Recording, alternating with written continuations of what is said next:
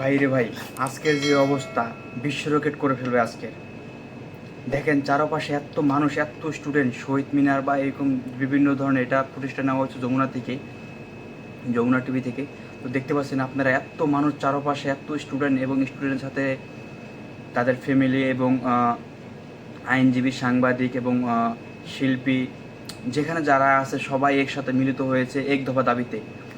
তো এর পক্ষে আপনারাও অনলাইনে যারা আছেন সবাই অনলাইনে প্রতিবাদ করেন, যারা প্রবাসেন তারা অবশ্যই অনলাইনে প্রতিবাদ করেন।